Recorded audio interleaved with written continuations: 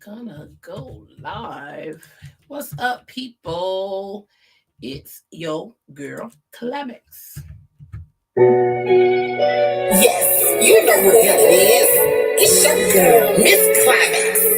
Yes, baby. The best podcast out there, streaming on all platforms. You know what you thought it was. Come catch this vibe. Welcome to the Climax Zone. Make sure y'all, when y'all come in, pick up your phone, go share. Welcome to the Climax Zone. Follow me on the YouTube, and also follow my guest YouTube show. Welcome to the Climax Zone. Welcome to the Climax Zone. Welcome to the Climax Zone. Welcome to the Climax Zone. Welcome to the Climax Zone. Welcome to the Climax Zone. Welcome to the Climax Zone.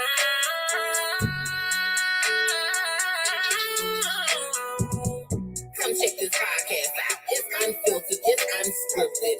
Come catch this vibe, man. And if you need some promo, come holler at us. Come holler at us. Come holler at us.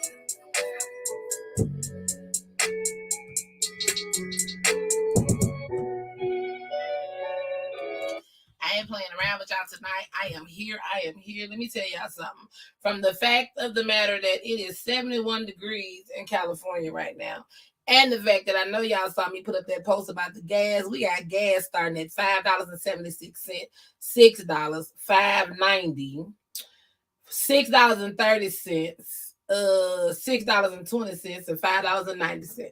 That's why I stay in the motherfucking house. That's why both of my full-time jobs are from the house. My businesses is from the house. Motherfuckers want to ask me why I don't go nowhere. Look at the gas prices. That's why I don't go nowhere. I stay in the house. That's where I belong. Me and all my ancestors, we here. We cool. We chilling in the house. We cool. Tonight's podcast and all my podcasts will forever be sponsored by Tawana's Yoni and Teams. If you go over to www.Tawana's Yoni and Teams and put in the promo code of the Climax Zone, all lowercase letters, you will receive 10% off of everything. And if you haven't already, which you should,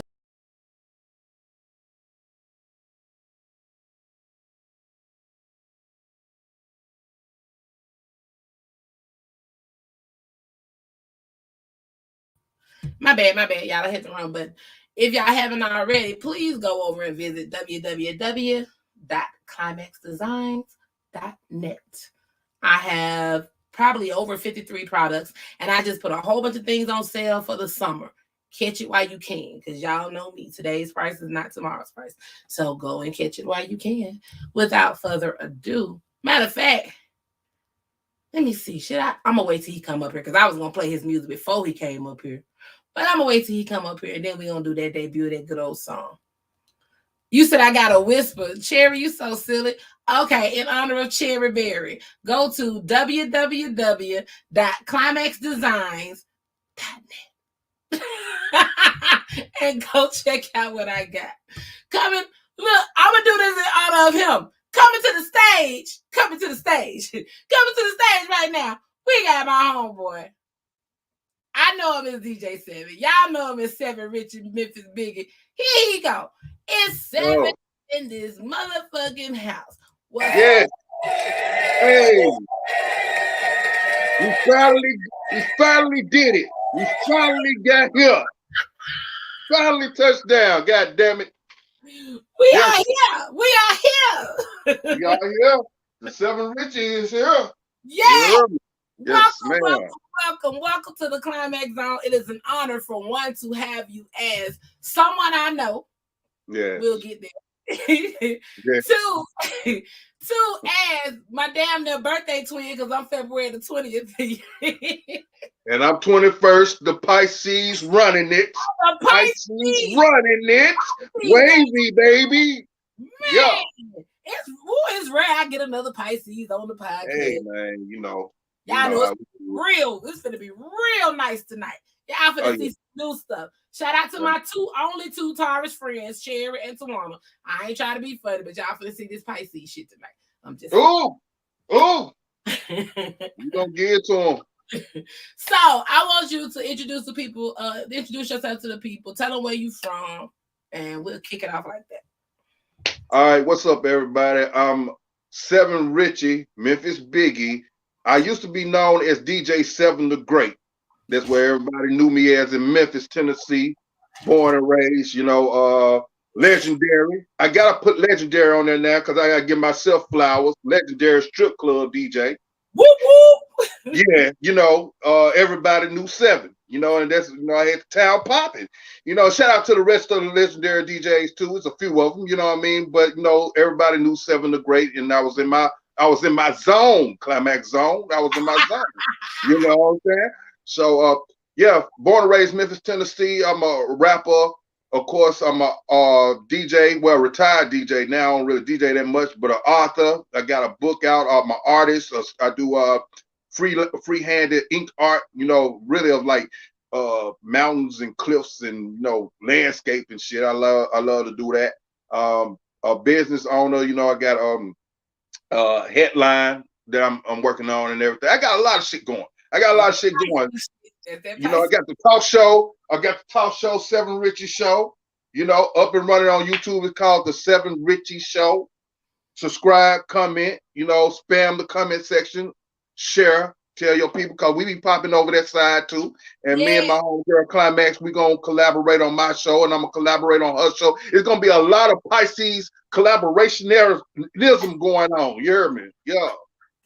That way. So yeah, man. I got my single, my official single, because I've been rapping for a long time. If y'all heard of Nasty Nardo, I've been his hype man for years. And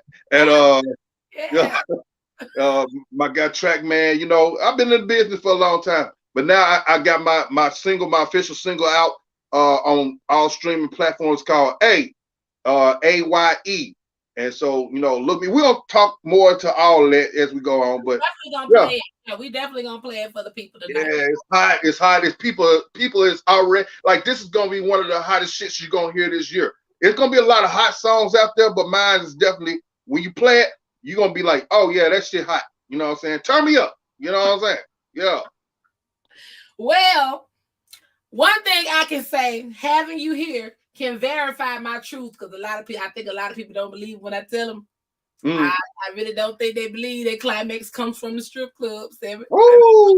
Climax was one of the baddest. As a DJ, look, check it out. I don't know if a lot of dancers know that.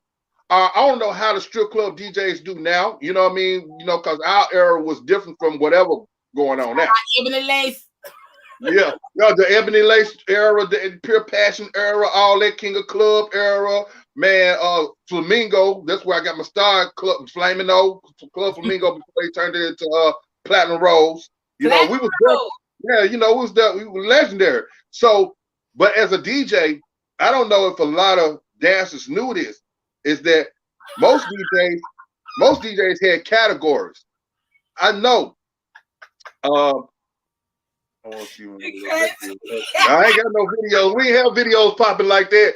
But if we did, no face, no case. if we did, it was gonna be a whole lot of cases around this joint. I'm kind of glad we slicked in there them camera phones like that. Facebook. We know that. Yo, these strippers these days, no disrespect to them, but they don't know the business. They don't know half of what's going on. This is not how it was. You know what I mean? It was the real deal back then. You don't put your phone up in the dressing room and say, "Oh, come see me tonight," and turn around. Why he gonna come see you? Just show him everything. Man, look, they got, we could talk for hours on that, but I'm gonna tell you, OnlyFans is different. It's different. I said OnlyFans is different now because I got OnlyFans. I ain't gonna see. Oh wait, you know what I'm saying? That's different. You know what you're coming there for. You know what I mean? But look, go back to my point about DJs. I know I certainly had a list of my favorites, of my dancers. I had a list of, I don't try to discriminate, but when you're in the strip club business and you're a DJ, you have to put your best. It's like spinning the best record. You know, you might have a whole lot of records, but you don't want to just give them trash. The trash is the B side.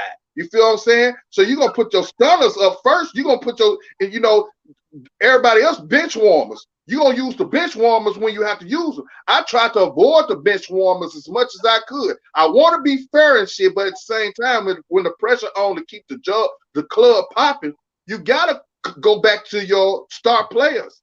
So I had a list in every club that I went to. It's always gonna be a group list of who's the star players, and it was only a few. I'm just gonna be real. It was only a few that look. I'm a strip club DJ, right? So I see thousands of naked asses and pussies and shit like that all the time, right? So I'm not gonna get as excited as a regular customer, right? Exactly. So when a star player come there get me excited, I know that's a one. That's a winner. If you get a strip club DJ excited, then you're a winner. Point blank. I mean, that's just what it is. What's you up? You is a mess. You is a mess. I just wanted that little verification right there. I don't be lying when I say I was a whole. Yeah, man. I can't even tell you. I can't tell you some shit. But yeah. Climax was definitely one of those star players up in there, well known and well-rounded hustler. You know what I mean? Always had this ass. It's just bigger. Oh yeah. She always there. The ass came with it. The ass came with it. You know what I'm saying? It came attached. You know? Yeah. Real shit. So tell the people, how did you start? Like, what made you want to? We start with a DJing first. What made you want to be a DJ? Well, you know, also we're gonna talk about my book that's out too. All that's in the book too, but I'm gonna tell you the short version of it. Well, you know, I always been in entertainment. I grew up in entertainment. My household was full of entertainers. Not strip club entertainers, but just in general. Like my mother was a singer. She used to sing as a kid. She used to sing with this blues singer named Tony Green, and so she always was a singer, but she stopped doing that, being a singer like that, out trying to get it out there because she had a family. She wanted to raise a family, but her and my godmom would always throw like gatherings and community talent shows and throw us in the talent shows that they threw in the gym and gymnasium, Mitchell and Westwood and community centers and stuff. So we grew up literally on stage, me and my brothers. You know, we singing old New Edition songs, Candy Girl and all that, rapping some Fat Boys and Run DMC and stuff. So we was always on stage from the beginning. And my uncle was rest his soul was Scrap Iron. He was Little Milton's road manager. And my first manager was Gary Banks. His father was Homer Banks, who wrote the song Taxi for Bobby Blue Bland. Yeah, so I was recording in the Memphis studio when I was a youngin', but I didn't know these cats was really like big time people. So long story short, like I said, I always was in entertainment, writing and drawing, and me and my brothers, we was doing tapes and stuff like that. But I had a bucket list, and I had a bucket list, and it was like shit that I wanted to do, just experience before I got grown, I died or whatever. And being a DJ was one of them, and DJ in the strip club was what I wanted to do. But I didn't want to make a career out of it. I just wanted to step in and step out. So, you know, Club Flamingo was around the corner from where I stayed, and I passed the club all the time. That was before it was Platinum Rose. That was when Robert Campbell was owner of the Club Flamingo. So I just happened to stop one day. I said, you know what, I'm finna just go. I ain't even think I was finna get high. I just said, man, I'm finna go up in there and just see what's up. You know what I'm saying? Right. So Randy was the general manager at the time. Randy Anderson was the general manager at the time. He was like, okay, I'm gonna come and holler at you or whatever. I'll come inside. So first person I see was Magic Marv, which he's my mentor. Rest in peace. My guy, one of my best friends who taught me this game. You know, he was one of the best to ever do it. So I got in there and I did a little something on the mic, and I was like, I never, you know, I said I never really just DJ, but I rap and shit because I was a rapper too. I was rapping at the time and everything. So my shows was going all right and everything, but then it wasn't going fast enough. I wasn't making a lot of money, and so I was hustling on the streets too, of selling dope. And I was a street kid, you know. I was doing street shit too, you know what I'm saying? And so Randy, at the point time, I saw it was Marv and DJ Scott and DJ Papa Doc was there. Man, and, was that Cowboy? Huh? Is Papa Doc and Cowboy the same one? No, Papa Doc was Papa Doc. Cowboy was somebody else. Okay, I thought Papa Doc wore the cowboy hat too. It was a tall one. See, that's how long I've been gone, man. Yeah. Now I ain't never seen Papa Doc wear a cowboy hat, but I know he was there. And I think at that time Papa Doc was a manager. He was under Randy, and he was managing. And so anyway, I did a little something on the mic or whatever. Magic Mom told me what to say, and I said it, whatever. And I was like, man, I ain't finna get this shit. You know what I'm saying? I was just like mesmerized. I was looking at all the lights and shit and the ads and shit, and I was just like, what the hell is going on? You know, I'm like, what shit? You know what I'm saying? Like, and I was like, okay, well, I suck at doing this shit, you know, on the mic and shit. I'm a rapper, but you know, he was like, just because you're a rapper don't mean you can DJ. I'm like, all right. But the next thing I know, he was like, okay, you hired. Come back tomorrow morning. You're gonna work with Magic Marv. I was about to be real petty because I was gonna say that last line again. But go ahead, I digress. So, from that point on, me and Magic Marv started hanging out and was hanging out from that point on. Him, DJ Scott, and Papa Doc, we all was hanging out at that point, and shit grew from there. Next thing I know, 18 years later, I was still in strip club business. I just planned on being there for 6 months. It turned to 18 years. It was money, though. It was money. It was money. It was money. It was money, you know, but it was the style, it was the lifestyle too. And I tell a lot of people too, is that everybody not meant for that lifestyle. They might think they are. And I've seen a lot of people come and a lot of people go. A lot of people get excited and thought it was all sweet, but it's not all sweet. We all experienced a lot of shit in that game. I was just gonna say, I'm gonna put a pin right there because, like I said, and it's crazy, and I love the fact that here it is, two perceptions. Yeah. You as a DJ and me as a stripper. A lot of people thought, oh, I'm gonna get old enough and I'm just gonna be a stripper. And I'm just gonna go in there and I'm just gonna make money. Then nobody tell you about the fights. Then nobody tell you about the drugs. Then nobody tell you about the just the bullshit, the pimps. Then nobody tell nobody about none of that. The fair, what they call them? The wagon. The wagon, you know. Back getting our shit shut down for 3 months, 4 months at a time. Now you kind of figure out what the fuck you finna do and get some money. You know what I'm saying? So it's a real lifestyle. These kids now, they don't know that lifestyle. It was a lifestyle. Now it's popcorn theater. Anybody can do that shit. Anybody got a hard drive can DJ. They not. I mean, I'm sorry. It's not. It's not like this. It's not like how we grew up in it. It's not. The atmosphere ain't even the same because like I can't speak for every stripper, but I can speak for myself. It was times where all I had to do was walk up to said customer. How you doing? Okay, you doing all right? Just listening to you, and I'm getting ready to walk away, and you're asking for a dance. You know, I might be able to stand in front of you, shake a little ass, whatever, and I'm still making racks on racks. To see the females I see, and I'm not knocking them, make your money. But the fact that y'all got to do goddamn side bob show tricks, y'all got they work hard, don't it? They work hard, don't it? Y'all deserve that money. Y'all working for that shit. We used they work harder than a McDonald's ice cream machine. Man, we used to be able to walk down the aisle, shake a little ass, hit you in the back of the head with a booty cheek, and because it was like known. It was like etiquette. Even with the customers, it was etiquette. Everybody knew what was the business. Everybody knew what it was supposed to be about. And it was hidden. It was like a society. It was hidden. Now it's everywhere. Everybody can access it. Anybody can go. It ain't no taboo no more. It ain't no right. So it ain't no thrill. Like to me, it's really not. It ain't no thrill. You can go in there and not get caught by your wife. You can go to a safe place and do your cheating in peace.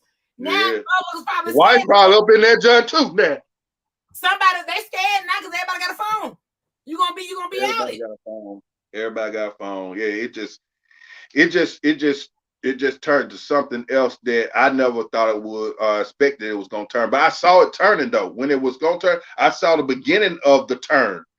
You know, I think the beginning of the turn, how it started turning, was like, to me, like 2009, 2010, early. It started turning early, especially when Memphis started getting those laws, when they put that law in place where it couldn't be no nudity no more.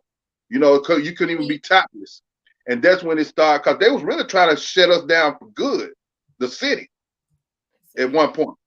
You know, they really was trying to shut us down. Now, the only way that it could shut us down was to drive business away by having no nudity, even though, you know, we got away with some stuff for a minute. But then, look, I'm climax, this the killing part. I'm going to tell you exactly where the killing part turned. When the square girls started finding out that it wasn't no nudity, it became a fad to them. So they was like, okay, we're going to go up and be strippers. We ain't got to show nothing and stuff like that. And so they wasn't about that life. So all the square bitches came up in that motherfucker and turned this shit upside down because they didn't know what the fuck they was doing. They didn't know how to get money with clothes or without clothes. They was jumping off their mama porch because they was hard-headed as a teenager. They want to hear what their mama said. Well, I'm finna go and motherfucking, I'm finna go strip. But you ain't stripping, bitch. You're not stripping. You're not taking off no clothes. And you know how I really turned. I'm gonna tell you, I'm gonna let you have it. This how I really knew it was fucked up. You know how DJs, you randomly go in the dressing room, butt naked ass girls, we'll sit around, smoke, drink, talk. It ain't shit. When I did that one time, I was going there to write some names down, though, make my list, my dance list. A girl was like, "Oh, you can't be in here 7." I said, "What the for what?" That's what I said. You know what? It's over with. It's time for me to go because these bitches, it's fucked up now. Are you scared for the DJ to come and see your little titty ass? Bitch, I don't want you, ho. If I wanted you, bitch, I would get all your money and your bubblegum insurance. Fuck you talking about? I left that thing in 2007. I don't know what happened after 2007. Oh, after that, yeah, about 2009 on it to 2010, I started seeing the shift, especially when they started shutting trying to shut us down a lot and trying to tell people, you know, tell us that it was no nudity, not even topless. So it became like a nightclub almost, and all the real legitimate girls started going to New Orleans, and they started moving. Alabama, New Orleans, they start getting out of Dodge because of St. Louis, where they could make money. And so that's when all the scrub bitches started taking over and made this shit tainted. And that's the truth. From 7 to great. Okay, yeah, when I got pregnant with my bundle of joy, I left in 2007. I was done. Amongst other bullshit, I was just done. I was done. And my plan was, because I tell everybody, I compare, even though in my past I done did the street hustling too. But when it came to that, that's why I was so good at being a stripper. But when it came to stripper, that fast money, that type of lifestyle, in order for me to promise myself that I could, okay, you pregnant now, I don't want to have that influence on my seed. In order for me to make that shit concrete, I left the whole state, went back home to Georgia, where I know, back to Albany, Georgia, where at the time when I moved, there was no such thing as a strip club around. Wow. I didn't want no influence, because people don't understand. I tell people all the time that stripping can be triggered just like crackheads can be triggered. Because me out of that lifestyle, after I had my daughter, I went at my first job after the stripping was Waffle House. Oh man, ooh, that was like getting off a dope. Man, I'm working, and then I'm seeing my check, and I'm like, I'm bringing home 14 to 1,500 a night over here. You finna kid. I'm like, man, I'm glad I don't stay there no more, because I'm about to check myself.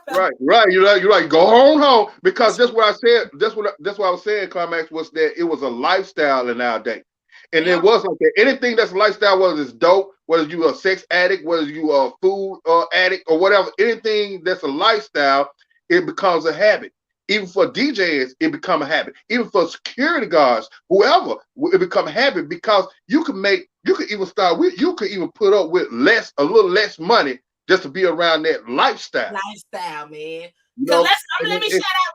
Before I talk about your book, let me shout out real quick to the Ebony Lace Security, though, because for one motherfucker. Oh man, woo!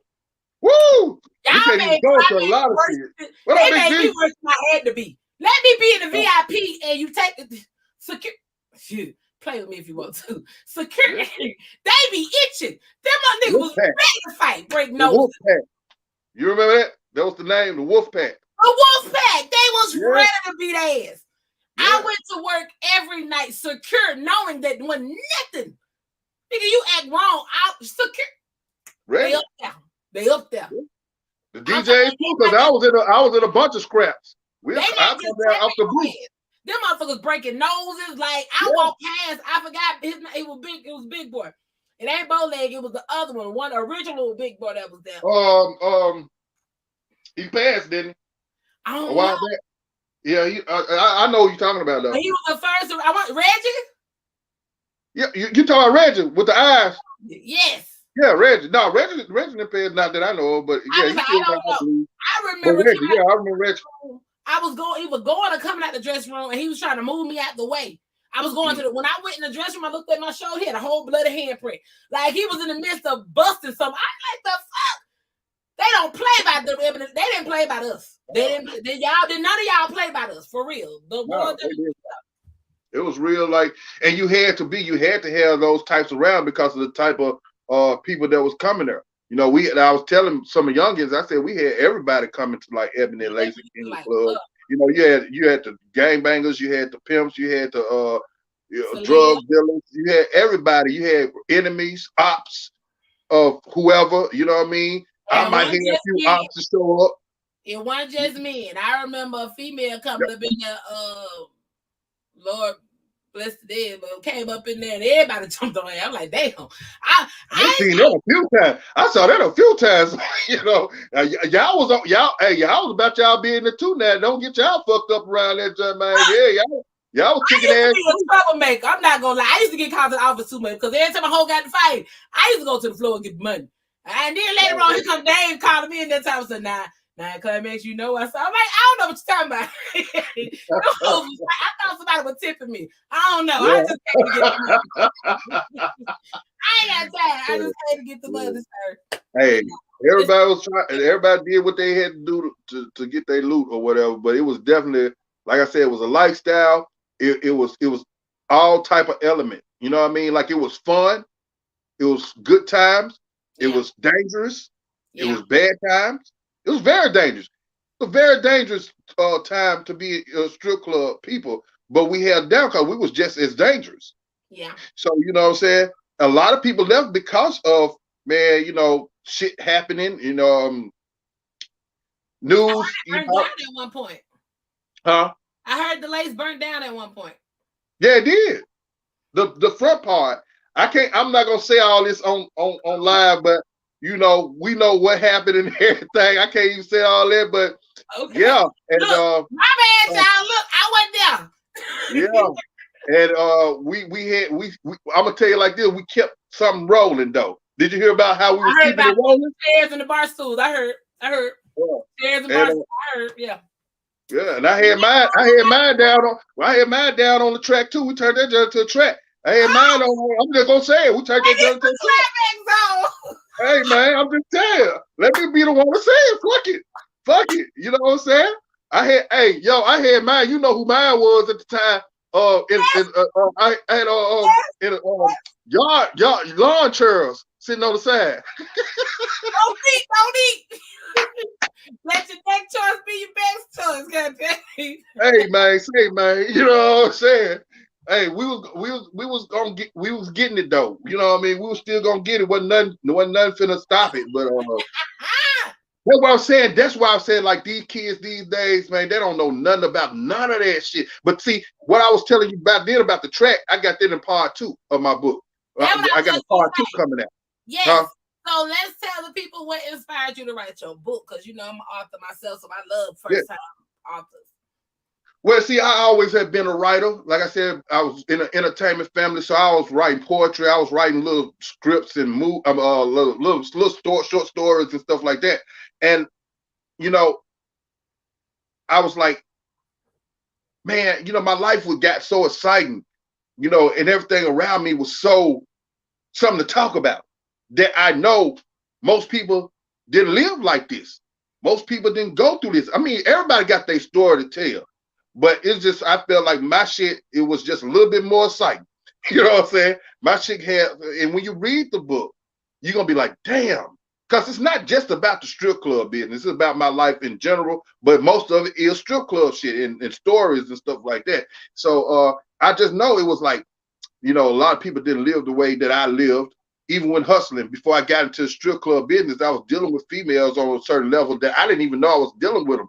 Like I really was hustling with this white girl before I even got in the strip club business. She was an escort.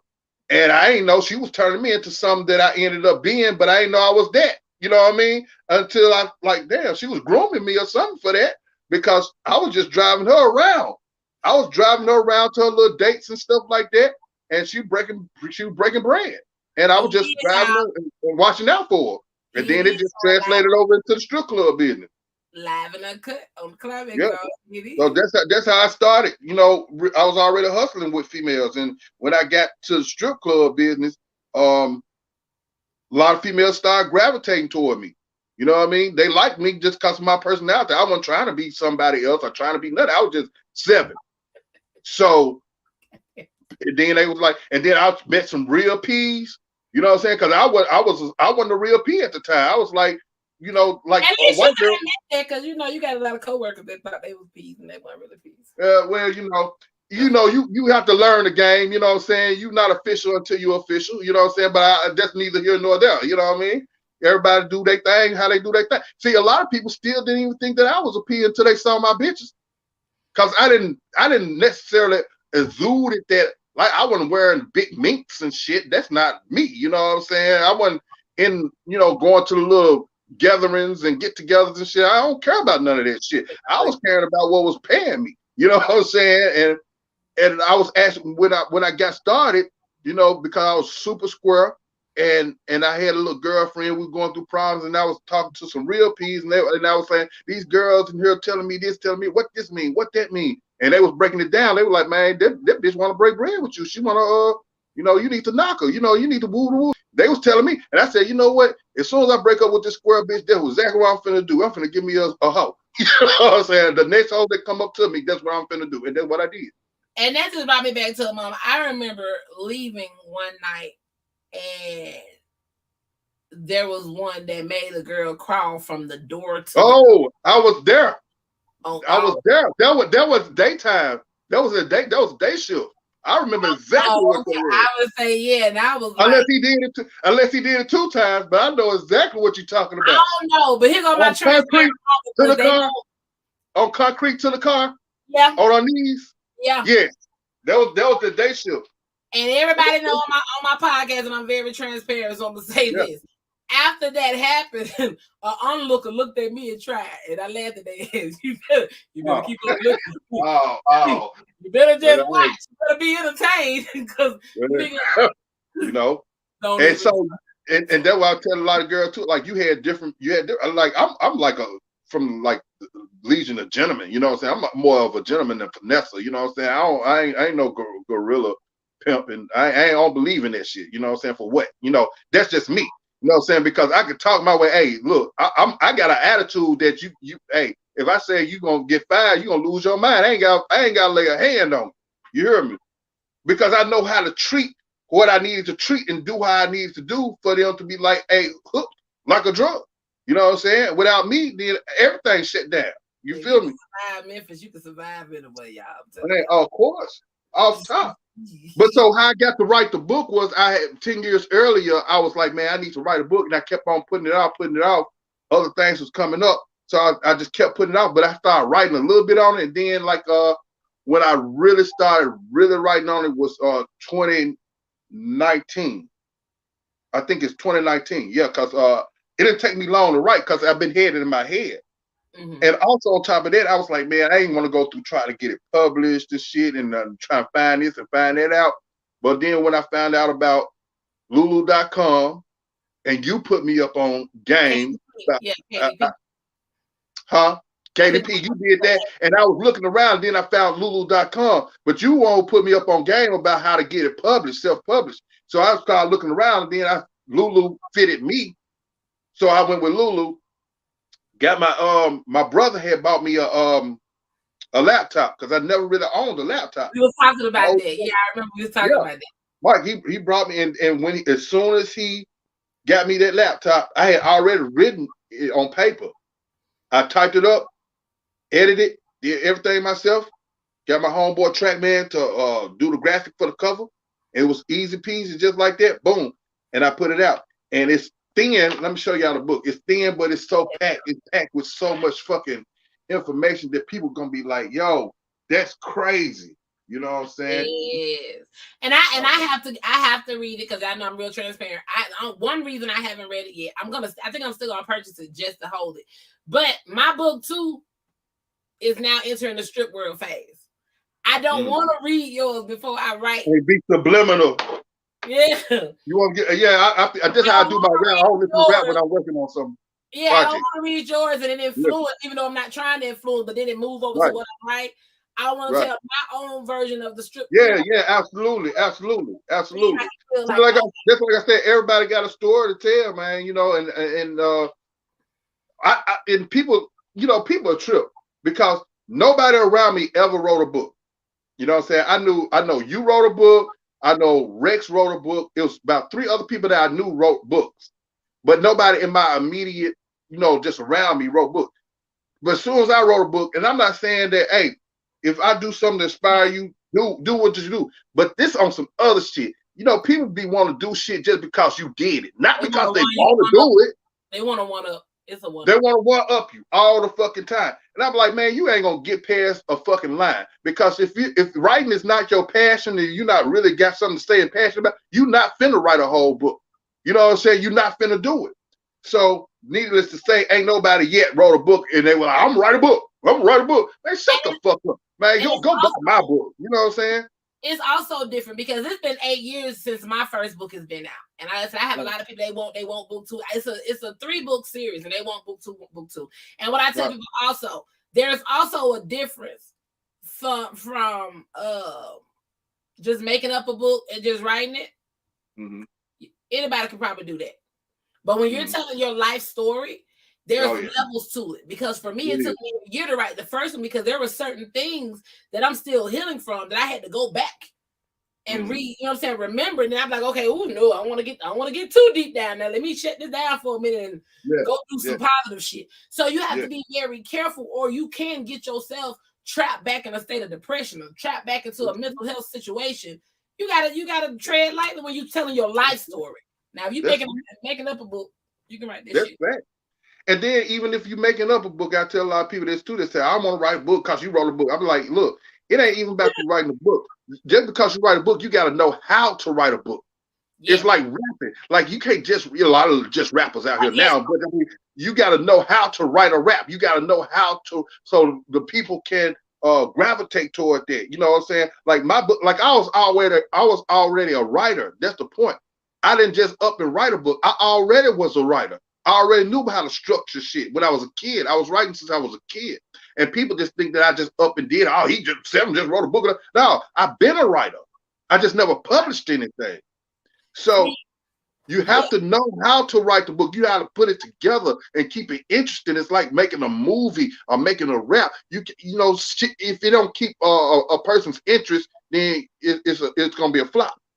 And I got to shout out one of my favorite authors. Her name is Nikki Giovante, because me and her was cool. And I told, she's a well-known published author. She got buku books. And I told her I wanted to put my story out there. I needed to put my story out there because the things that I went through in life, there's other women, men, whoever that can relate to it. And I want to be a help. I want to be a self-help to somebody. So when I first wrote mine, I had her go back and look over it. And she was the one who helped me fluff it. And, you know, she showed me what you need to do for a book. So that's why now when I'm writing, hell, my book was the first time I ever wrote a sex scene. Yeah, wow. People that tell me they read the book and they like, man, that sex scene climax. I'm like, for real? Man, that's what's up. And you know what? We need more of that too. And I'm glad that she went in and guided you a little bit too, because like you helped me out a little bit trying to get it started, but I already was a writer, so I knew the writing aspect. But you got people too, just like with anything else, especially when we in the Black community, that they have the wherewithal and the knowledge to help a younger, a newer person out, but they want to hold it to themselves. Now you can tell, like, if I know that you passionate about whatever you want to do, you want me to help you with, I'm gonna help you. But if I know you just on some bullshit, now I'm not gonna help you. Fuck you. You know what I'm saying? About that But last it's, night. but it's some people that know people that's passionate and really want to do this, and you can see it in their eyes. You can tell, and they still be like, I ain't got time. Woo, you know, and don't want to help you out. And so now you got what you said. When I read the book, I read it in a day. Wow. Because it was like a movie, right? Yo, yeah, exactly. That's why I write my books like you can see it like a movie too. So you know, we got to start helping each other more. But you know, you got to. It's a thin line, you know. But it's a lot of selfish people out here that you know that don't want to show you the way to get to where they at, or either surpass them. And that's also some Pisces shit, because what you also said was I'm an empath. I can read the tea leaves. Like you said, are you right? Do you want to write it because that's your passion? Or do you want me to help you do something because that's your passion, or you just want to do it because you see me doing it? There's been a lot of times when I've had the know-all to tell somebody how to do something. And I didn't, because I knew what your reasoning was. Whether you told me or not. Same thing. Right, you know it. You can see, you can tell. Right. Well, I tell you, you know, and that's a waste of your time. And I hate wasting my time. Pisces hate wasting time, period. I'm not gonna do some shit, man. It's wasting my fucking time. I've had plenty ask me, oh, I want to do a podcast. They're like, you having fun. How you do that? Now, same thing with my shirts and stuff. Here's my biggest thing, and I always put something out, and I'm gonna put this out today. It's not that I'm selfish and I don't want to help you. Nobody helped me. I went and researched and I figured this shit out. Show me you doing something. Right. I don't understand why you can't go do half the work, then come back and be like, hey, so I found this online. Which one do you think would be the best? Because I know you do these. Instead of asking me to open up the sketchbook, pick up the pen, and actually start your shit off while I'm running buku businesses over here. I'm not. Google works for everybody. Everything I done did in life, everything I'm doing right now, I knew how to pick up my phone and research some shit. I asked questions when needed, but stop. Man, we so much alike, man. And I had to learn that lesson too in the rap game. You know what I mean? Because you know, I said this in a live a long time ago, and I'm gonna discuss this on my show too. Is that I learned that you gotta have almost total control over everything you do. And that's when I started researching a lot of shit for myself, because when I was rapping, I was DJing and stuff like that, I had a lot of people around me that knew this and knew that, and they was like part of my team. We was like family and all that shit. But the one who has the knowledge holds the gold, holds the power. And you can find a lot of people out here, that's what they crave. And if you have somebody that have control over you, if you don't have control over shit, they got control. And that's one thing you don't want. You don't want nobody having control. And that's with personal relationship, friendship, businessship, anything. You do not want people having control over your shit, because they can tell you when to put something out, when to hold something, and they got that shit in their hand. Yep. You know, even if you say, man, I want to do this now, I want to do it, well, they can make up an excuse. You don't know how to do it, so what you gonna do? Nothing. You gonna wait. Now, when you learn your shit and you get as much as you can possible done, and then what I do now too is the shit that I can't get done, I'd rather pay for a service. I don't want shit free, because free ain't free. When people try to offer shit free these days, it's about control, because you're going to pay in one way or another. And it could be like, oh man, this shit too good, so I ain't finna even put it out. I ain't gonna even let them have it because it's too good, you know? That's why. But now it slows you down. And I'm like you, Climax. Ever since I started learning a lot of shit for myself, I'm booming. I'm rolling with my book, with my clothing line, with my music, with everything I want to do. You gotta cut out the middleman. Cut the fuck out the middleman. Fuck the middleman. I ain't been to a nail salon since the pandemic. Why? Didn't know nothing about doing nails. I wasn't even a female that had to have my nails done all the time. But I was like, I heard the news. Oh, all the nail salon closed. I like the fuck. Let me go get some nail supplies. Let's see what I can do. Shit got me messed up. Now that's what I do. I may go and let them do my toes. Other than that, they get none of my money. Cut the middleman. It takes you a long fucking way. And you know the reason why people really are paying exorbitant prices for this and for that on something simple, because they too lazy to learn. It's a matter of convenience too. I'm a convenient type nigga too. I like shit microwavable sometimes. But at the same time, a lot of that shit don't pay, especially when it's something important to you, because what's important to you ain't as important to anybody else that's doing the shit for you. So it's not. It's not. Go ahead.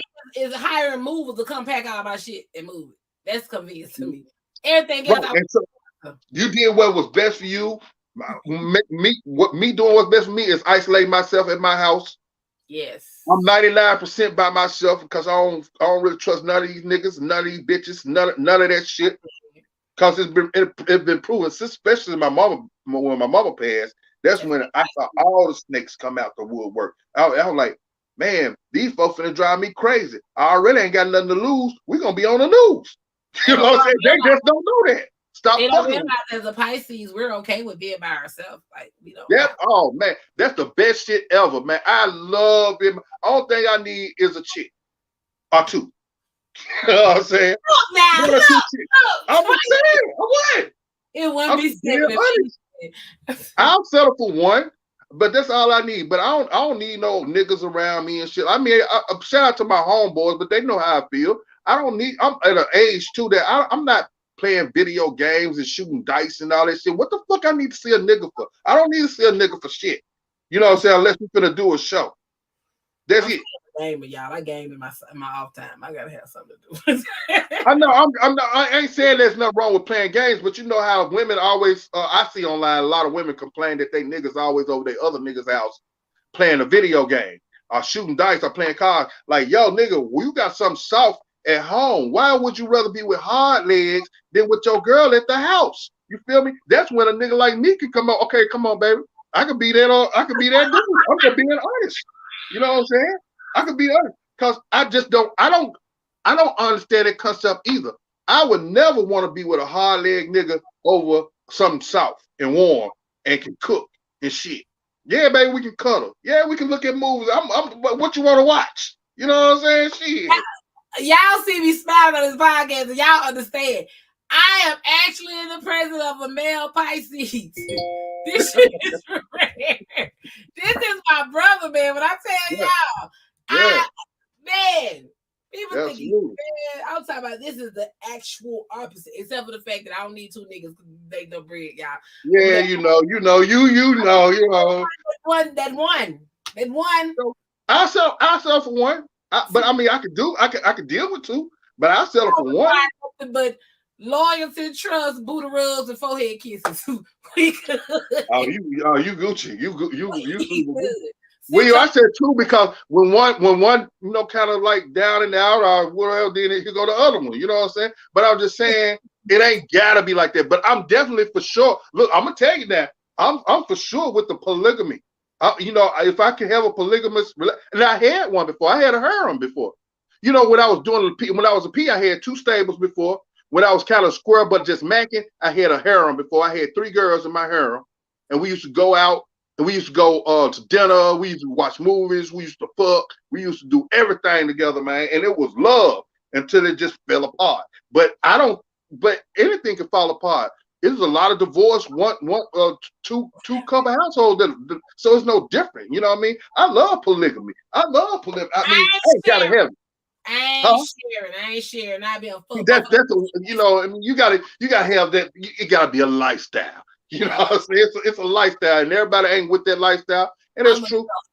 Now, to all the ladies out there, don't get twisted. I can be with one woman. I ain't saying that. Oh, I'm gonna be this and be that. I can be with one woman, but I'm open to polygamy. I'm open. Like if you bisexual, you want to bring another girl in, I'm open to that. You know? When we get to these high seat questions tonight, I already know it's gonna be interesting when we get to these questions tonight. Jesus. Yeah. I'm just saying.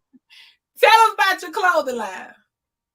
All right, y'all. I got a clothing line at on Shopify. Do on Shopify at 7woven. What is it? 7woven.com. It's the number 7?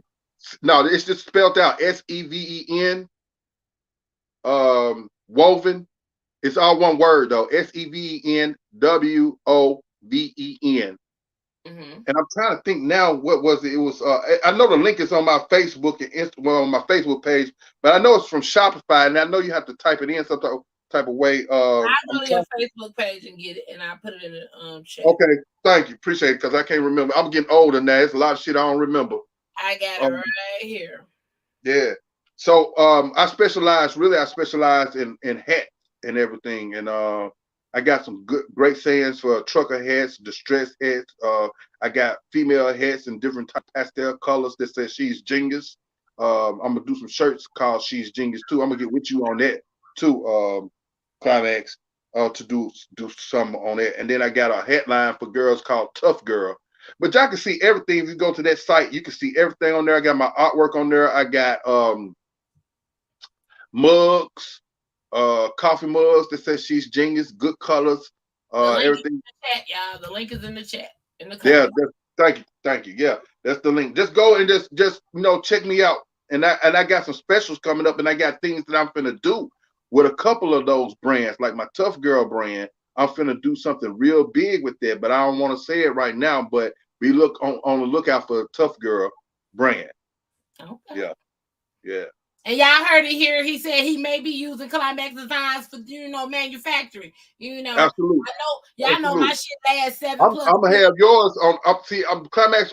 Your shit's so exclusive. I'm gonna have yours on some exclusive, because I like it's gonna be regular shirts, and then it's gonna be the Climax shirts. Them are gonna be the exclusive joints, because I already know what you do, and I like that.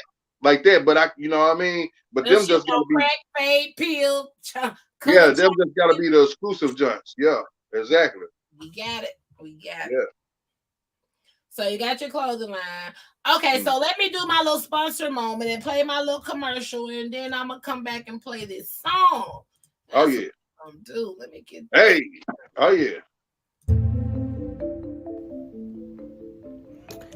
When you really just want to know what's really going on, when you want to voice your opinion, regardless of who feelings you hurt, when you want to talk about and speak the things that you know everybody else is thinking, and maybe they're just not bold or brave enough to say it. Well, guess what? When you enter the Climax Zone, all filters are off. I'm going to say what I feel like saying. I'm going to talk about what I want to talk about. And if my tea happens to spill over on your doorstep, own it. Or not. You don't have to own it, because nobody will know I'm talking about you unless you bark like the hit dog you are. Welcome to the Climax Zone. Let's get down to the tea.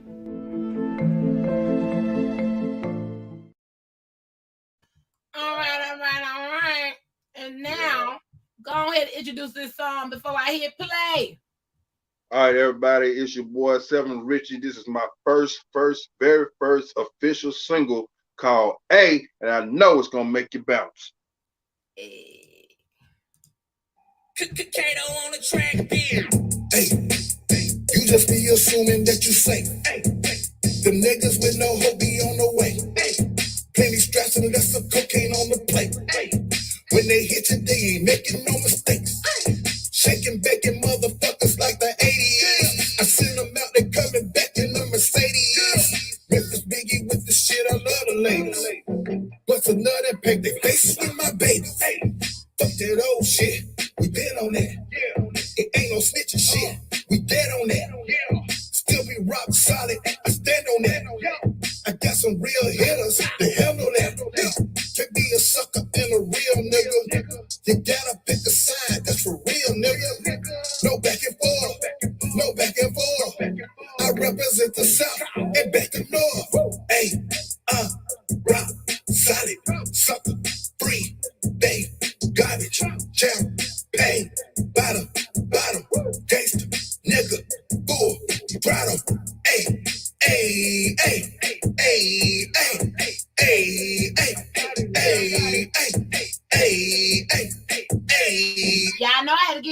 little snippet because y'all gotta go to Spotify and stream the rest of that thing. Yeah, yo. Right. Go to Spotify. It's on YouTube too, called AAYE. You know, stream it on YouTube, Spotify, Tidal, Amazon Music, all the streaming platforms, man. That's a winner right there. I like that. It gave me pole vibes. I could be still. He started like, hey. Yeah, I can see that. Still with it. You can't sit still with it. You have to get up and do stuff. You got to check the tempo. You got to just do something. Right. You know what I would love, and I'm gonna work on it. I would love to have a reunion with some of our people on my podcast. Yeah, that'll be love.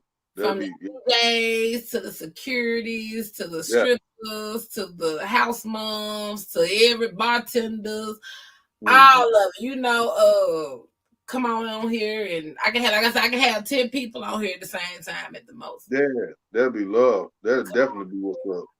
Kind of like a where are they now? Yeah. And just reminisce, you know, because I mean it's all a learning process too. I mean, for the ones that are not doing it anymore, for the ones that are still doing this, do your thing. You know, everybody got their own goal, their own things in life they're doing. And you know, come together because we done had some makeups and fights and come together moments, and we unfortunately we also done had some deaths of a lot of ones that was there with us. So it's like just reach out and see how everybody's doing. So before I grab these hot seat questions, what else you got going on for the people? Tell them what you wanted to know, where they can find you at, where they can find you. On Facebook, you can find me at Sean Harper, SeanHarper. They are using my government name. I got about 4 Facebook pages, so you got to find the one that I'm active on. You know what I'm saying? You'll see me because I'm definitely active. You'll see the one that I'm active on. Instagram, 7Richy Great. It's the number 7 GREAT.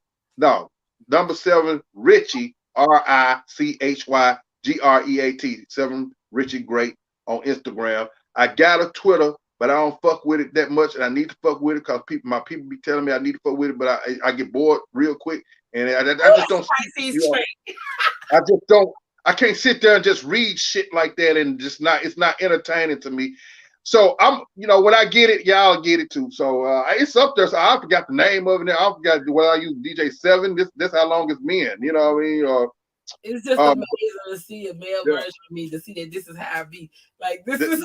You can't help yourself. Now my YouTube, I got 2 YouTubes. I got the 7Richy Show, the number 7. Yeah, the 7Richy Show. Yeah, and then just the 7Richy page, or YouTube page where my music at.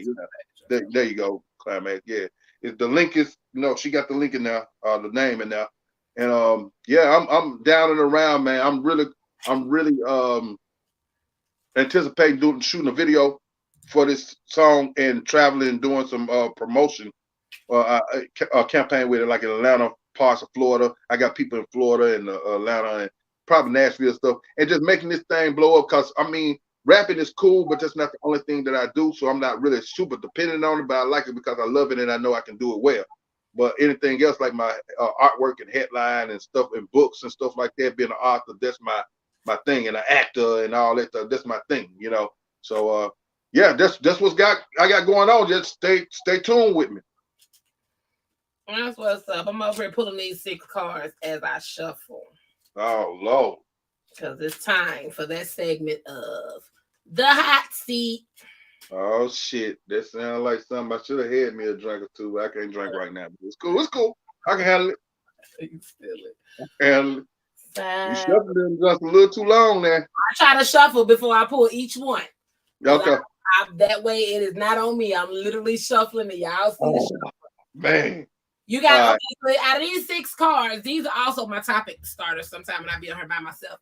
Shout out to Ace Metaphor, because that's who I ordered. He's another Black-owned business. I saw him on Facebook. I started ordering these cards when I started doing my podcast by myself, and I wanted to start conversations. They are literally conversation starters. So have a mixture of first date questions, relationship debates, and after dark.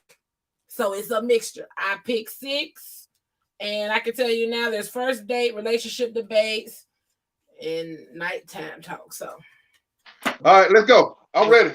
I'm even shuffling these 6 around. So oh man, you get me nervous. You get this me is nervous a now. date icebreaker. If you were binge watching a TV series or a movie franchise, what would it be and why? If you were on a date and you were going to binge watch a TV series or a movie franchise, what would it be and why?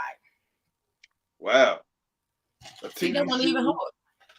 No, it ain't hard, but it's like okay, our movie series. A movie series that I'm really into it with. That you would want to watch with somebody on y'all first date.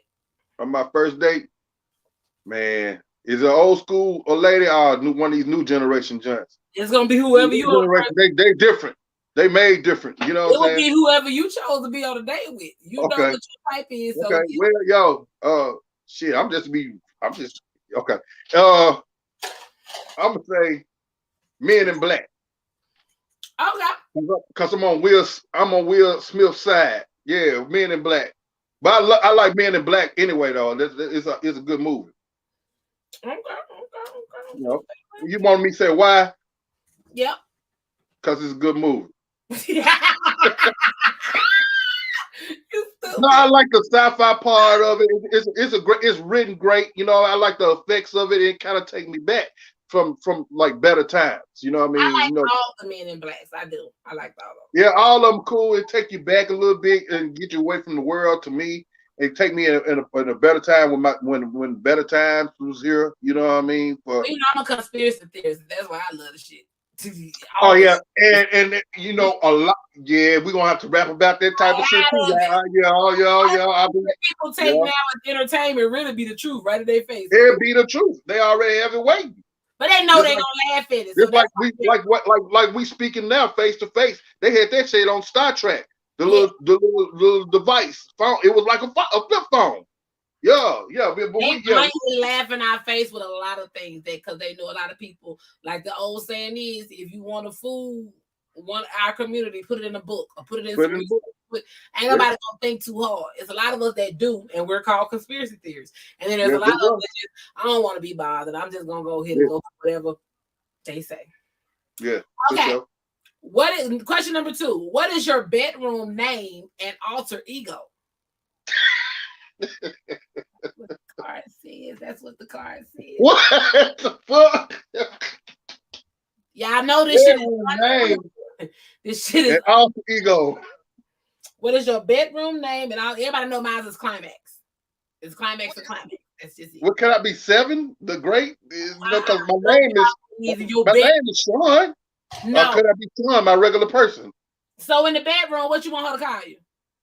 El Chapo.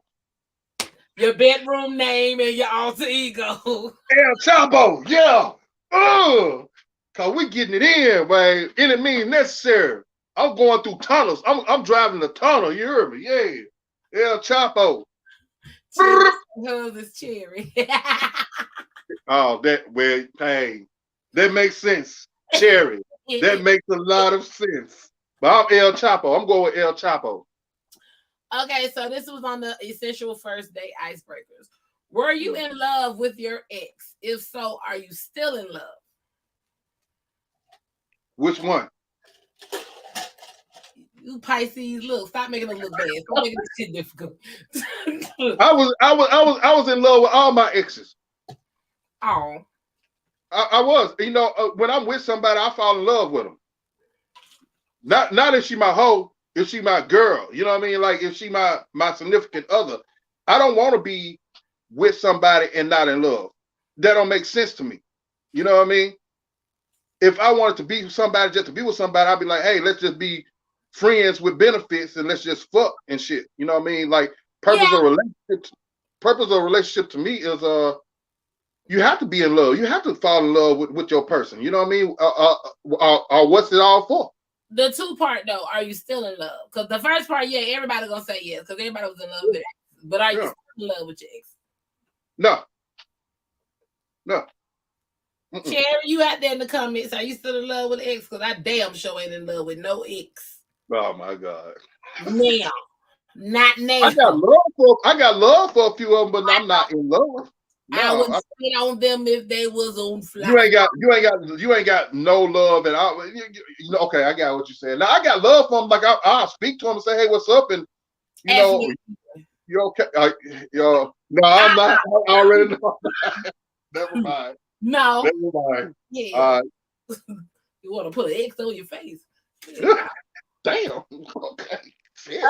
Moving on. Moving on. Yeah. What are your thoughts on toys in the bedroom? Yes Love or it. Love it.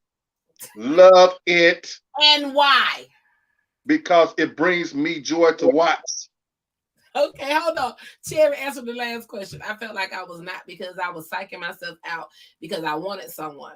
But no, I wasn't. It wasn't love, and I wish his mom swallowed him. Wow. Oh my God. These women are treacherous.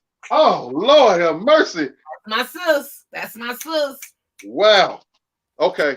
Up this ass. That's just like you say, we done nutted in a lot of niggas' mouth we should have pissed in. Yeah. Oh man, women are, oh my God. Okay.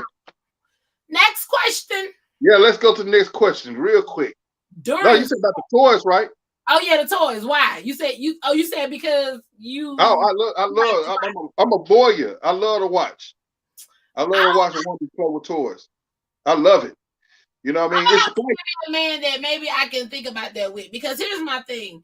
My Rose, which I call him Rose Corn, I told everybody about him last. Okay. Nothing wrong with that. My man, and I'm standing behind him. That's okay. him. That's him. Okay. Don't do him, Seven. Don't. I ain't saying shit. I ain't saying nothing. Don't, because you know how I am. Because I had a pocket pussy named Vanessa. Don't say that's my man. But the thing about it is, he's here when I get my man and my man's not available, or he's not here, or he's working, or he got, Rose Corn is here to stand between the keep me satisfied, because anybody that you with me gonna know I got a high sex drive. So once he come home, I'm not doing a threesome. I don't need Rose Corn. No, I need you just against all. See, it's something wrong with you, Climax. You against all type of threesomes. It don't matter if it's human or not. She said, I gotta get me a Rose Derrick. I got you, girl. Look, hold on. Yeah, she was a supplier. I forgot. I seen your stuff. You know, I got you. Which one? I got you. You girl, let me know. I got you. I got all y'all. I'm just saying. But no, let's go into what you talking about. Let's analyze this shit. I'm a greedy motherfucker. I ain't a BBW for nothing. I eat up all of it. I don't need nobody in there eating. But I'm saying, what about what he want? You feel me? Okay, like what he want? What if that turn him on? Cause look, I'm gonna tell you something. I've had some of the most beautiful women in the world. I was working at different strip clubs, so most of them, of course, were strippers. But all of them, or most of them, was like beautiful. All right? But just because you're beautiful and fine don't mean that it's a turn on all the time. I'm gonna get you a definition of it, because everybody, again, I'm very transparent. I'm an open book. Okay. I'm an exotic dancer. Been there, done that. Tried to give motherfuckers threesomes. Tried to give motherfuckers. Tried to let motherfuckers have fun. They was simping on their pimping. They was. Well, you know, that's young shit though. You know what I mean? We niggas to be seasoned now. That's young shit. Shout out to the council that fucked it up for all y'all. Wow. Threesomes. Okay. Well, look.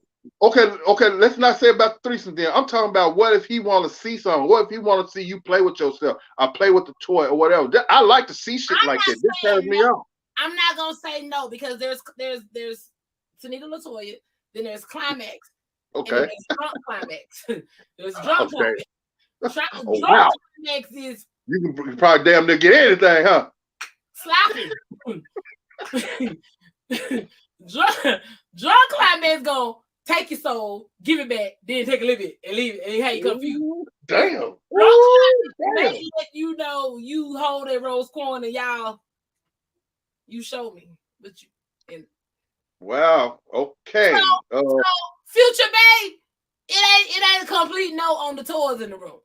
But I mean, that's the least you can do. That if you're not gonna give them a threesome, you gotta play with the toys. I will take you and that bitch out in y'all sleep. Oh my God. So what if he said that he wanted a doll, a sex doll? He can't get no 6 pounds. Ass. Huh? I got 58 inches of ass. Speaking of, y'all, I'm really What looking if you at going to Hollywood. I'm trying to talk to these folks about getting a whole mold of my booty. That's another process I'm trying to get out. I want to make just a whole pocket. There's some money in that. I want to mold my booty, and then on the other side, I want the whole pocket pussy installed in the booty, so they can have a hole, but it ain't gonna be cheap. But I'm saying there's money in there. But I'm saying, wait a minute, what she said? Toy only for foreplay, but not when it goes down for real. Because some guys be like, "You might like this toy better than me." Don't they be jealous? See what I'm talking about? It's a whole argument. Look, if you got a nigga that think like that, you need to get another nigga. You know, I'm gonna be like Samuel. What's his name? Samuel. What's the dude that just died? Look, we ain't even. I ain't gonna talk about the dead, like, you know what I'm saying. But I mean, I agree with some of stuff. I'm just saying, if your dude gonna get jealous of a toy, he got issues.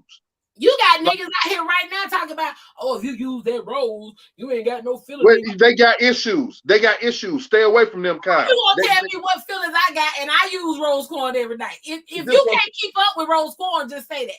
If your tongue don't work like rose corn, well, of course not. And see, I'm comfortable with knowing that rose corn or whatever rose any other girl give is gonna be better than my tongue anytime. It's a fucking machine.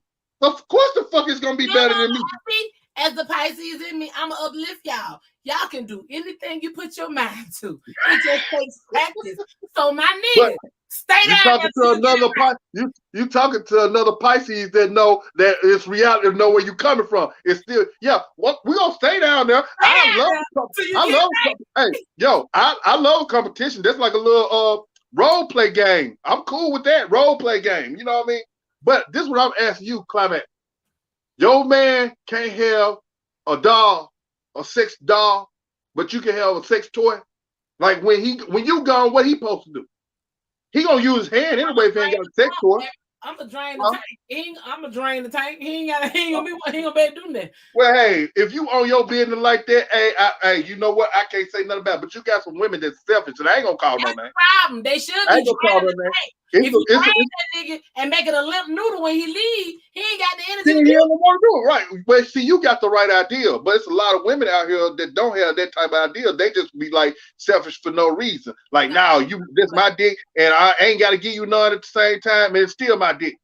I'm telling one day, if you're not giving me no sex, I'm gonna cheat, and that's just a sky black.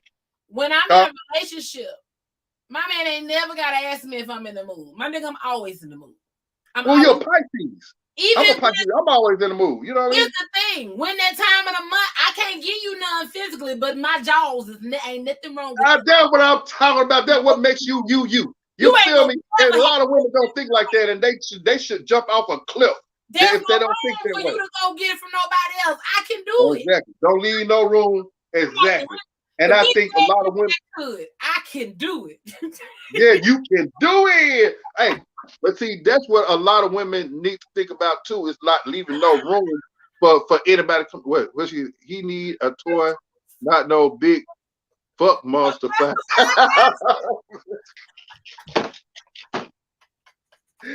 She said a fuck monster 5,000. You gotta give him that gong 5,000. Wow. He won't eat nothing. But I know. But see, hell, the rose for y'all is like the 5,000 or something. Cause I heard the rose is the shit. So let a man have equal. It should be equal amounts of fuck pleasure. You know what I mean? It's 10 speed. That's how I feel about it. Have it on the 10. It's 10 speed. It's 10. Jesus, boy. All right, let's go. I'm ready for the next. I'm ready for the next question. Try that 10. I'm just saying they need to try. I'm ready for the next question. Yeah. Heavy on the 10, no other way. She's stuck in the 10. She's stuck in the 10 right now. Yeah, you stuck the whole night. Okay. Damn. But no, yeah, I mean, it's all toys and I don't know. I love any. Look, my concept of sex between two consensual adults. Anything should go. Sex should be fun. Sex should be the most of everything. It should be the place where you could do anything, not be ashamed, except like certain shit for men. No, don't do that. But you can read between the lines. I don't do that other stuff. But other than that, it should be a place where you and your partner can get together and hang up on the ceiling if y'all wanted to get the best orgasm. The best. I hate when a woman be like, no, that's gonna get me out the mood. My dick's finna go down. If you all crammy and just like tight and I'm shit. sorry. Hold on, here go a Pisces shot. Was she skinny? Yes. Oh. So when it comes to that, and and you ain't willing to, you complain about, damn, why you spit on it? You know what I'm saying? What? Hold up! Wait a minute. What Mickey said on Bouts when the water came on in the bathroom, turn it off. Turn it off. When that 10-speed get you there. Oh, Lord. Hold up, but hold up. For a long time. I gotta go back to the spit on. Who's spitting on what? And why? You know how nigga do. You know what I'm saying? You into it and stuff like that. You spitting on the pussy and shit. You sliding it down sometimes, huh? Is it dry? Sometimes it was dry. You gotta get it motivated. Abort. I can't relate. I know you not gonna relate, but I'm just telling you what men go through sometimes with some women. I will slap the piss out of a nigga. He spit on me. What you mean? They do it on porn all the time. There's no need when you. If you eat, look, okay, hold up. Is a nigga eating your pussy with dry mouth? He better not. Okay, then what you talking about? His mouth was watering on his way down there, and the fountain climax was already running like my. Man, climax. I'm not talking about pooey spit like that. Like to get it right, you gotta spit on it again. Oh, no, I mean, look. Sometimes you gotta get a little wet. That's why they have KY jelly. Sometimes they have the KY. But I'm saying, but feel my point. It wasn't my fault. You know what I mean? I'm just saying, like, I'm just freaky. I'm just freaky. So again, I'm saying, anything should go in the bedroom. Anything should go. And if anything don't go, then you're not gonna get the ultimate nut. You're not gonna get no ultimate orgasm. Anything can go, but I can't go. For what y'all got going on? I don't need no ass pump up. My ass 58 inches. They got it cornbread fed. I don't need no booty. I ain't playing no booty games. And I don't. And you know what? I'm not gonna say this is a requirement, but it's not. And I mean, eating the groceries is okay, but it's not a requirement because Well, I mean, this is what I said. Everybody, you know what? Social media fucks up everything. Because normally before you had social media, you probably had a little talk in the hood. Cause I remember at a point in time when I was growing up, like in the 80s, and NWA was out and stuff like that. It was taboo for a black man, especially to eat pussy. We was like, man, you damn, a woman say something about that, you damn near get smacked. You eat pussy? I ran into no, but I'm just saying, back in my day, it was like, boom, you didn't eat pussy back in the day. There was, they probably on the low, you probably did. You know what I'm saying? But as it's accepted now, it was nothing like that now. I mean, back then. But social media fucks up everything because everybody get a perception when somebody put out something like, oh man, motherfucker eating ass, that's a motherfucker. I don't say no to eating ass because it's gross. No, I'm just saying. Don't get me wrong. I done been snuffed, and I'm like, oh. Yeah. But I'm saying, but my point being is that people like what they like. Yeah. You feel me? And if you like that, but if you going off of social media because some other idiot that probably can't fuck in the first place talking about what's nasty, then you're dumb as fuck. You fucking your own sexuality up. Or your partner, you ain't getting your partner the best of the best because your partner might be into whatever. You feel what I'm saying? Just like females don't know right at that line, right up under y'all sack, that gooch. The gooch. It's called the gooch. They don't know. Let it be known. It's called the gooch. They don't know. They don't know that they need to know. No, a lot of them don't know. Some of them know, but a lot of them don't know. They need to know about it. They need to know what to do with it. They need to know what to do with it. Yeah, exactly. You know what I'm saying? That's what I'm saying. Us that do know at the same time, we have to ration this shit because they run some of y'all motherfuckers crazy. Y'all act the whole motherfucking fool. Yeah. Look, man, I'm gonna tell you this. A lot of times, like we don't know what the fuck we know because motherfuckers don't know or they ain't worthy of it, and you give it to the wrong motherfucker. Now you got a whole goddamn. It's true. You gotta be, no lie. You gotta be careful on how much you give and how you give to certain people. A guy told me he liked his booty ate. Let's just say block and delete it. Okay, she don't like to eat the booty. You know what I'm saying? But I'm saying to each his own though. You feel me? I don't think, you know, I'm not against nothing except for what I'm against. You know what I mean? But anybody that do what they do, that's on them. I'm not in the bedroom with them. You know what I'm saying? Married, I ain't gonna never look at the gas. I just don't see that in my future. It ain't even about it being. It's just I don't even require my ass to be licked. So I'm not. It's but like you know what I'm saying? It's the whoever. It's the. But see, that's important too. When you get with somebody to understand the sexuality part too. You know what I'm saying? You know, I'm gonna tell you something. I was dating a lady. She was a stripper. You don't know her. This was in later on. And we was fucking and shit, but I had it where like, yo, we just cool. We ain't no relationship, you know. But I was giving her my 10, and that kind of drove her crazy. So, but look, we was like 4 months in, and I had no idea until I saw her picture album that she used to be a stud dyke. She dressed like a boy, everything. She was like, yeah, I used to be a stud. She had jeans and shit, shoes big as mine, and some more shit. You know what I'm saying? So, and I was like, what? You know, but it didn't turn me. I was like, because there was, you know, she's still a woman. You know what I mean? So it was just shocking to me. And I was like, wow. So I mean, like, everybody do their own thing, and I'm not against whatever anybody do. I feel that masculine for a month. I feel like that's masculine for women. Will you like it better? Not toot no cheeks in my face and scream and move. And I think that would be uncomfortable for me. Because I have great recollection of oh my God.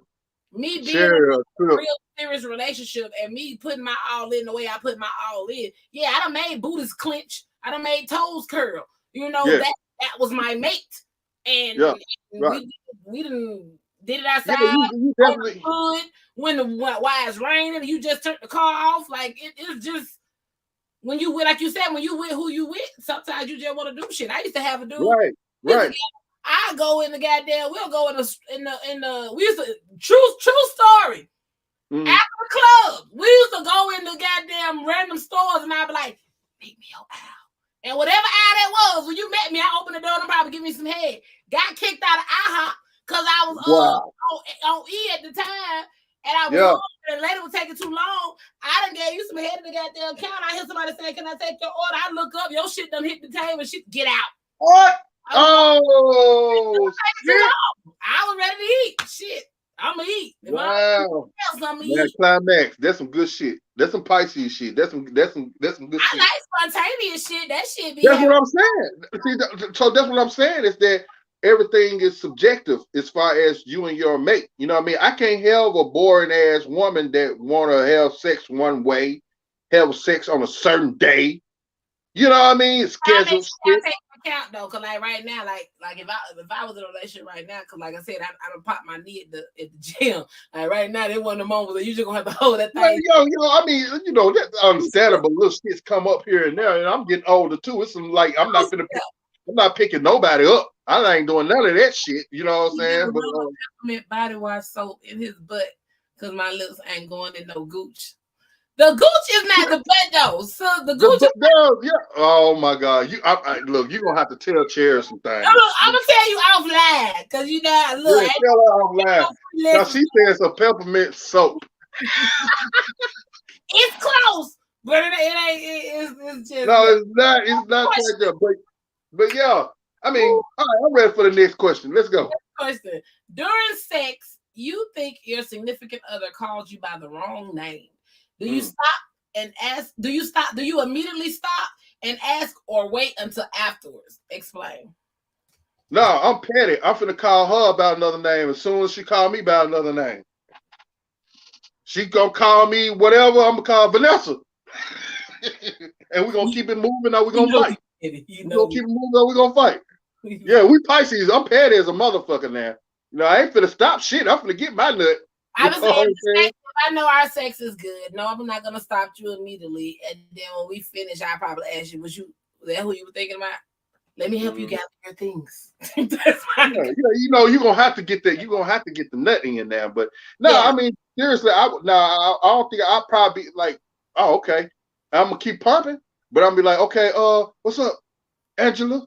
You know what I'm saying? Yeah, Angela, get it. Yeah, Angela. I'll probably say it 2 or 3 times till she make me stop.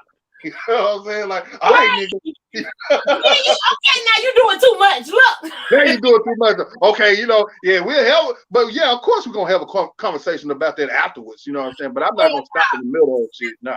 You said I'm pet. I'm gonna call him his daddy name. Oh, Jerome. Oh, that's what she gonna get. That's what she gonna get choked out and not in the sexual way. Right, like wait till you finish, little. Don't try. Yeah, call your daddy name. Oh yeah, she asking for it then. Damn. You said your significant other cheats. How could they earn your trust back? They can't. Oh, I thought it was just me. Damn that Pisces. They can't. It ain't no way. You know, even if I stay, you know, and a lot of people stay, you can't knock that because love feelings is different from just another just random type feeling. You know what I mean? Because it might not even be just the sex you're in love with somebody for, which you shouldn't be in love with nobody for sex, no way. It could be how they treat you. It's a lifestyle. There you go. So it might not be easy to leave, but you damn sure not gonna get that same trustworthy shit. I don't care how much you try. And you to the day you die, you could be like, I am not fucking with no other man, period. Y'all, once you cross that line, you gotta stay there. And you gotta accept everything else that come along with it. I'm not gonna put you in no bad place. If I stay with you, I'm not gonna fuck you over or nothing. I'm not that type of character. You know what I mean? But at the same time, if I say where you at, don't ask me why I'm asking. You feel what I'm saying? And see, I can't even extend it. Like when you cheat, I'm good. I'll transition alone. I'll go through my hurt alone. I'll go through everything alone. I can't look at you. Because again, bounce off a true story. I've had a motherfucker apologize to me and ask me for return shit. And I'm like, okay, I'm going to think about it. Just be honest with me and tell me what you've done. And when the list was rich, I'm like, nigga, I kill you in your sleep. Going on somewhere. Well, you know what the thing about, well, oh shit, I don't know if I want to know what the person has done and shit.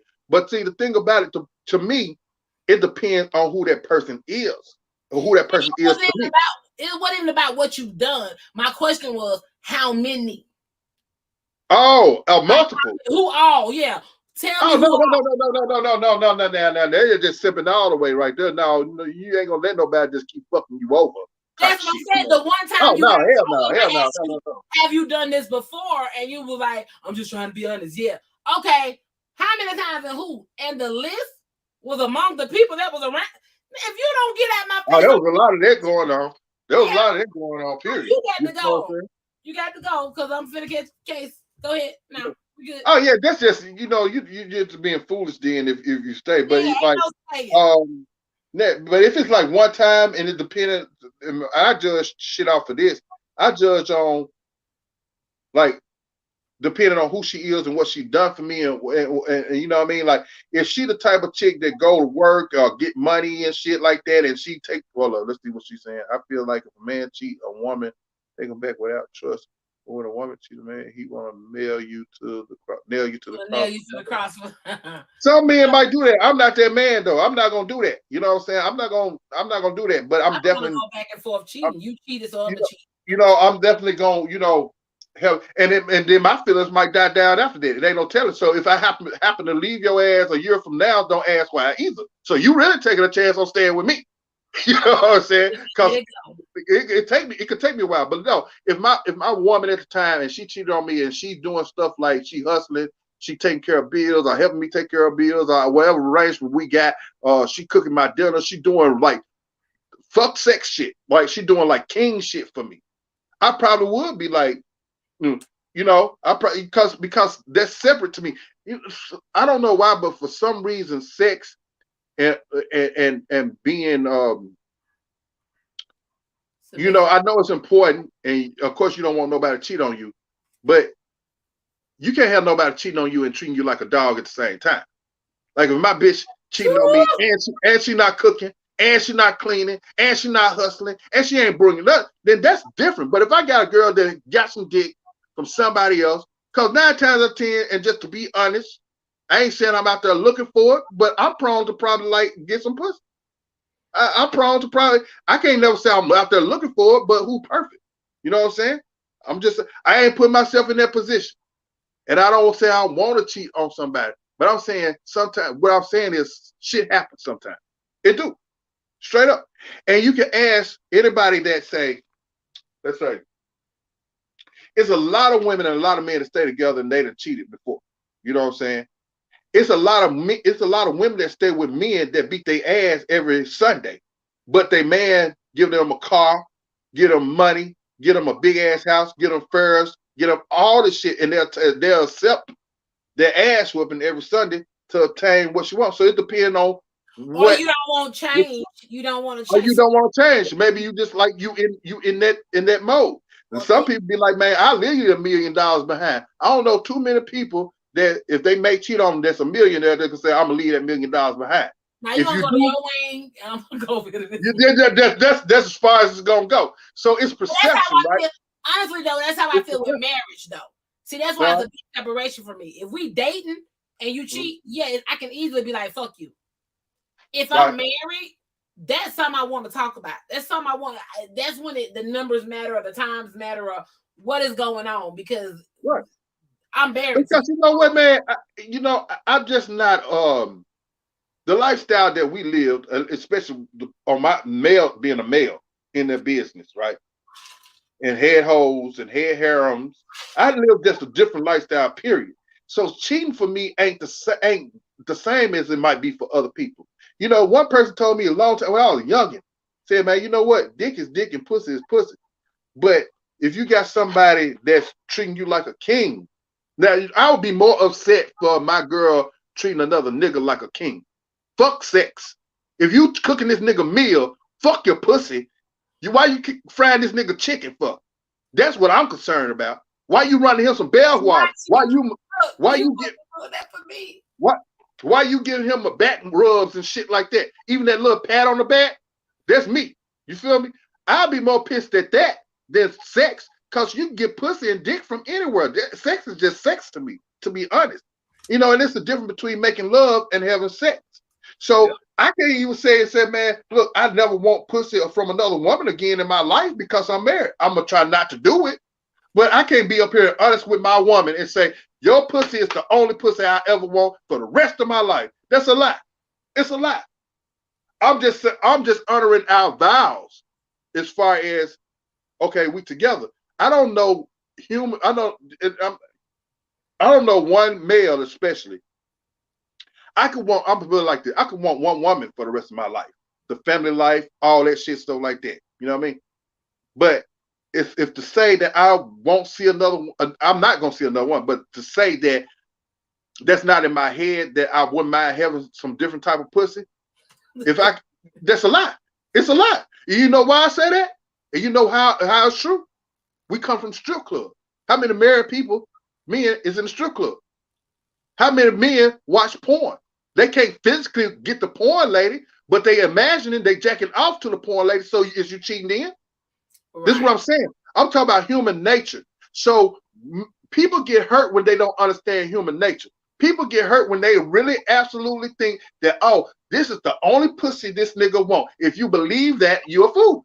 To be honest, if I believe that my woman want my dick only for the rest of my life, she might be honest with it, but I doubt it. I just say now, because on the female Pisces side, I don't need but one to love and cherish. You probably don't need but one, right? But I'm saying, one. I don't. Okay, but I mean, well, maybe it's different from females, but I can almost guarantee if any nigga, because it's different because it's our nature. It's our nature to want multiples. It's different sizes. I don't want fat mom to be stretched out and all that. I don't want all that. But you got what I'm saying. You got your reasoning of how you want to do it, or what you don't want. But I'm talking about just strictly raw nature, human nature, just animal instinct. It's not normal. As long as my man is ready when I'm ready at all times. But right, that's what I'm saying. Now, men, look, because I'm gonna give you an example. Like, it's parts of the world that you can have multiple wives. It's only reason why men not marry multiple women because it's illegal. That's the only reason why. Man made that up. It's not natural. Though I'm trying to tell you, it's not natural. If it was natural, there would be no such thing as porno. It would be no such thing as strip club. It would be no such thing as swinger club. Because it's really not natural to be with one woman, but man made that shit up. Because how can you go past Africa and have you 30 wives? But then again, you know why man made that shit up? It's because it got something to do with money. Because how come you can't marry but one woman, but you can have 30 girlfriends? And how you gonna afford? By law. I'm talking about by law. How you gonna afford to take care of all of them? No, I ain't talking about. I'm just talking about just straight up law, right? Just straight up law. How can you have just one? It's illegal to have more than one woman or as a wife, but you can have, when you're single, you can have 5 girlfriends. It's not a law against 5 girlfriends, right? So if it was really wrong, all of it would be wrong. Period. Okay. We've been indoctrinated in America to think it's supposed to be one woman. And the Bible says it's supposed to be one woman, one man. That's for those who believe the Bible. But it's a lot of people that don't believe the Bible. It's a lot of people that's Muslim or this or that or other that believe in polygamy. I believe in polygamy. But I want, if my woman don't want it, I ain't saying I got to have it. I ain't got to have threesomes. I done had plenty of threesomes. I ain't got to have it. I ain't got to watch porno no more. But it's in my nature to do it. But because of the love of my wife or my woman, if it really fucks with her, I'm not going to do it because of my love for her. You feel me? But in my head, I'm not going to lie to her and say, I probably wouldn't want it. I ain't going to bring it up and say that, damn, I wish I had. I would watch porn with my dude. I watch porn like But even if you do, but that's not even the point. We talk about human nature and about how, people hurt themselves when they think one way. People hurt themselves when they think that it's all Little House on the Prairie, that my man is never going to watch or see another woman. And when that happens, she just crushed because she didn't think it was a possibility. See, we fool ourselves with thinking about possibility. People got to stop having expectations of other people. And then gotta have, because it's not perfect like that. Because your man love you so much and give you this $50,000 carat ring. How many rich women out there get cheated on? Yeah, the president got cheated on. Last question. Go ahead. All right. Do you have a fetish? If so, what turns you on about it? That's the last question. I'm a voyeur. I like to watch. I like to see my girl masturbate. I like to see her do shit. You know what I'm saying? I like to see her be, if she gay, or if she bisexual, I like to see her be with another woman. Okay. Well, before we end this interview, what else, before you go, what else do you want to tell the people? I want to say thank you for coming on the show. I really appreciated you. Really enjoyed you. This was it. We got to do it again. We can get deep. We know what I mean. I already know. I can feel it. We can really get deep on some things. You know what I'm saying? So yeah, I had fun too. Nah, man. Y'all make sure right now the most important thing to me is get my book called The Shake. It's online. I don't know if you can really see it right now. Am I doing it right? But it's called The Shake. And my light ain't doing it right. Look it up online. It's on Walmart. You can get it at Walmart.com. You can get it at Lulu.com. It's on Amazon. It's on it's at Barnes and Noble. So my book is everywhere, pretty much. It's easy to get. Walmart. Yeah, the Walmart. It's at the Walmart now. And then my next important thing, my important thing right now too, is my new song, my single. It's my first time streaming any of my music, and I've been doing music a long time, so it's really important because this is the official shit right now. You know what I mean? It's called A, and thank you, Cherry. Hope to see you again. Every podcast, that's my favorite. Yes, that's what I'm talking about. So the song is called A. You can get on. It's on YouTube, streaming on YouTube. AYE. It's on Tidal, Spotify. I love Spotify. Apple Music, if you got Apple Music, it's everywhere. And it's hot. Climax just played it. It's some of the dopest shit you're going to hear this year. Yeah. Real shit. Yes. Yeah. I heard it. Anybody you want to shout out? Man, I want to shout out my homegirl Jada, man, Dee Dee in Arizona, Jada in Florida, man, Cosmo, the Machine, Leonardo, Trackman, Zach, Brink, my god brother Brink, my brothers Tori and Michael, my sister-in-law Chris down. They live in South America, in Colombia, South America. Man, all my Colombian people, all my Dominican people, man, who else? Brad, Studio Plug, helping me getting my music done and shit, recording me well with his people over there. Y'all fuck with him, Studio Plug, fuck with Trackman, Lil Chat, Frazier, Skinny, Zerk, man, Wood, of course, my bro Wood. Wood, you know what I'm saying? He taught me a lot of shit in the strip club game too. Man, it's probably a whole lot more, but we're gonna end it right there, man. I'm trying to make sure all the girls that's my homegirls, that make sure I shout them out. Jada, Dee Dee, Cosmo, Keisha, damn, I'm gonna be in trouble. But anyway, that's it. And that's all right. I'm also gonna get your email so I can shoot you a copy of this interview. So you want to put it on your YouTube channel, it'll be on YouTube. Definitely. And don't forget about my talk show. I got 3 episodes up, 7Richy Show on YouTube. The 7Richy Show on YouTube, man. Fuck with me. Share it too. I need everybody to subscribe. I need everybody to share. Let's get this thing cracking, man, because we got to make something happen. Let's get them numbers up. Y'all go to YouTube, the 7Richy Show. Y'all go to YouTube, 7Richy, and y'all please go to YouTube, the Climax Zone. Look, I'm still getting them subscribers. I got subscribe. Yeah. Yes. Oh. Yes. Love the show. Love what you're doing. This was really, hey, congratulations. I'm proud of you. You really doing your thing. Are you really doing your thing? I can't say not a bad word about you, baby. Thank you. I appreciate that. Hold that thought. We're gonna ride it out to this theme song. Of course, I feel good to know that I got my own theme song. Yeah, that do awesome. Okay. Yes, you know who the hell it is. It's your girl, Miss Climax. Yes, baby. The best podcast out there, streaming on all platforms. What you thought it was? Come catch this vibe. Welcome to the Climax Zone. Welcome to the Climax Zone. Welcome to the Climax Zone. Welcome to the Climax Zone. Welcome to the Climax Zone. Welcome to the Climax Zone. Welcome to the Climax Zone. Welcome to the Climax Zone. Welcome to the Climax Zone. Welcome to the Climax Zone. Welcome to the Climax Zone.